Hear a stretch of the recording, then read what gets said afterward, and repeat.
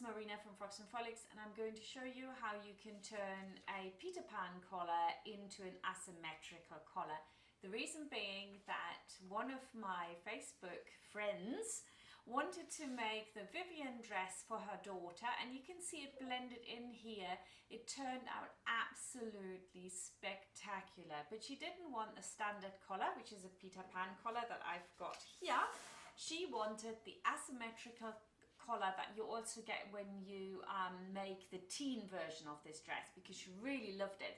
So I said, let me make a video and show everyone how that's done. It's not hard to do, and then I'll send it to you and you can make it, which is exactly what she did. And the result of this you can see here blended in on the side. Absolutely stunning stuff. So let's get started. Here you can see I've got my bodice pieces. Now these don't have to be mine, obviously, that works for any bodice. So the first thing to do when you want to amend your collar is to put together your front and a back. The seam allowance on mine is 1 centimeter. So what I'm going to do here is I'm going to mark 1 centimeter here and here, and then connect the lines. I'll do the same on the other side, and then I can overlap them, right? And that way I know that whatever changes I make to my collar, they're going to come out right. So let's do this here as well. 1 centimeter, 1 centimeter, connect them. And now I can line them up. Whoops, other way around, like this. And I'm going to sellotape this together.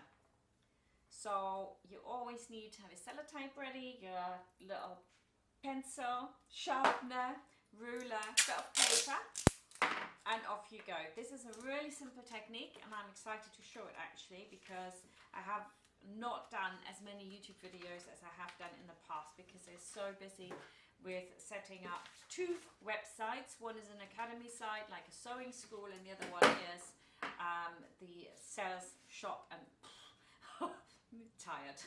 Anyway, this is back to what we want to do here. And I'm just gonna show you the collar here, how this fits on. You've got another centimeter seam allowance here, so if I put this onto the center front, you can see it fits almost exactly on, with only a little bit of a distance here in this area.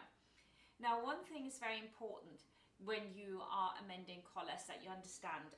Peter Pan collar that lies really flat and is almost like on a blouse will have very little distance. The more distance you've got, the more the collar will round itself around the neckline. And so on this one, it has got not quite as much, it's only a little bit here. Once you've taken the seam allowance off the end here, you can see it's actually not very much. The first thing we're going to do is we're going to make sure that we have it rolling over a little bit more than this does. And the way to do that is very, very simple. We're going to reduce the length on the outside, and therefore, if you reduce the length, what you will find is that it will do this. It'll naturally roll. Can you see what it does automatically when you pinch it? So to get this effect, I'm going to cut it here, here, and here, and then we're going to overlap it. And if you have a pattern cutting book, it usually sort of says, oh, for a collar like this, it should be 1.5 overlap. My overlap is way less on this particular one because it still worked. But if it doesn't work, if you have a pattern from one of those lovely PDF designers, which looks really cute, but the collar keeps peeping up, all you need to do is to change how much it overlaps here, and it'll sit perfect. So that's how you get around that. It's just a little bit, you know, there's no rocket science to this. I'm overlapping this by about 0.5 or just under, maybe 0.3. I want it to really roll and fit super duper, especially because it's an asymmetric collar. I don't want this to go like flopping up. Right, so do it on this side as well. There we go. See how this veers off much more. That's about the distance you want to get. So if I measure this it is 1.5 centimeter, and that is perfect. So if you want a collar that rolls a little bit more, that's what you want to go for. So at the moment it's a Peter Pan collar, but actually now we want the collar to end in a different place. We want it to be asymmetrical, and we want it to end kind of here. So what I'm going to do is I'm going to draw this out again with a sheet of paper, so very simple, especially in the small sizes. This is not hard to do, and that gives you a much better idea. And just draw around it. So now I've got both of these. I'm going to go back to the drawing board, and I'm going to use this one as the one that comes round. So I'm just going to put this on as well with that centimeter overlap, and here too, just so I get an idea what that actually looks like in, you know, when I look at both of them, and so I get the right point. And I probably want it to be, well, what's that, about 1, 2, 3 centimeters lower than the shoulder. You want it to be kind of here, right? It's not such a big distance.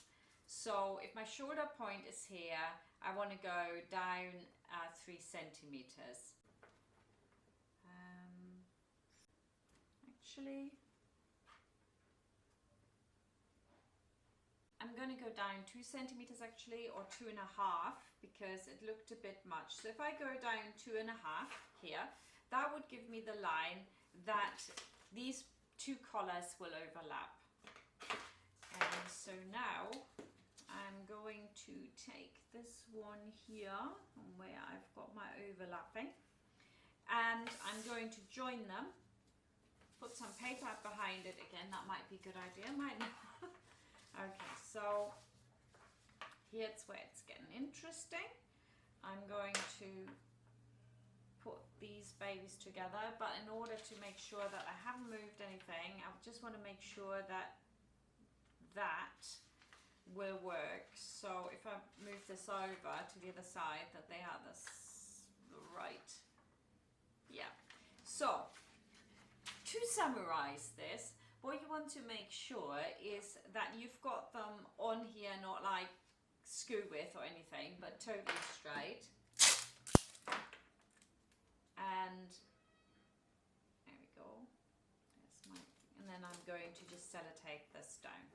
If you're in any way unsure, you take your front piece, there it is, whatever bodice you have got, line it up here, draw a line down, slot it over to the other side, there we go, and you can see then whether or not you've put it on straight, right? It's really not rocket science. So I've got that there. Now the next step is I'm going to also do my tips here, and now I can just merge these lines. There we go. I want to change it in a minute just for the shape on this one if I want to. Not necessary, but I can do. That's great. Now I'm going to decide what kind of shape will go on it. But first I'm going to cut it. I'm going to be really brave, and I'm going to cut this right across. So here not only are we going to add a little shape to it, something like that, so that we can put our button on and it sits right on the center of what we decided will be the asymmetric closure. I'm going to draw my huge button that's going to go on here, and I want this to look like that. Now, if that's the case, from what I've drawn, I want to go up 1 more centimeter. That's my seam allowance. I don't need the centimeter seam allowance there, I only need it there. So I'm going to come up here, which will feel a little bit weird, right? And I'm going to draw a really nice shape there. So sellotape this down and cut it out. Whoops, actually, put a little bit more on here as well. There we are. So, and that would be one side of my collar. Already done. See, that's not really that hard, is it? I've got my collar done here. And now comes the next one. So obviously, remember, this goes to that point. And we have got, if I just go like, we have got the button coming over this way, which means this part here also needs to come over. And I want it to be almost the same as this one. So all you have to do is sellotape it down, take the bit you've already done. Maybe you want to fold it again if you can't see where you have added something to it. Put it onto your collar here and draw around it. So now I've got two ends which are exactly the same here, and which will then fit on top of each other. Right, so I'm going to just cut this one. And you can always, you know, change your mind or change things around once you've done this, but basically should be okay. So I'm going to take my collar now, here and here, and if I line these two up on top of each other, that's exactly where it was. All we need to make sure is that none of it will show, that sort of no edges come out, and I'm going to have this going over the top, not that way around, the other way around. The one thing I am not happy, because I moved this up, I've got this sort of bend in my collar here at the top, and if you can see it, there's a tiny bend here. So what I'm going to do is I'm going to just trim that off to make sure it's a really nice curve. And then of course, if I do it on the one side, I have to do it on the other side as well. And I'm just going to cut around here. That's it. The other option, of course, would be to just place these on top of each other. We can do that as well. Let's do it properly, Missy. And that would go to, I quite like this actually. This is looking good. So I'm just going to take these and I'm going to do it in one go, like that. Oh, that's gorgeous. So now I've got a perfect little collar.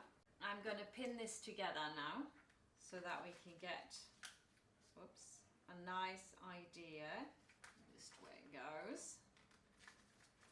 And then it's going to go around the body like that. And that's the collar. And I need to now decide whether I personally think that this is the right place for it or not. I actually have to say, if this comes down, let's just see.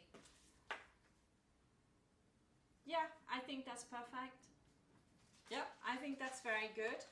The pattern that Emily used here is the Vivienne, and here are just a few pictures of how she transformed her Vivienne dress into something so spectacular.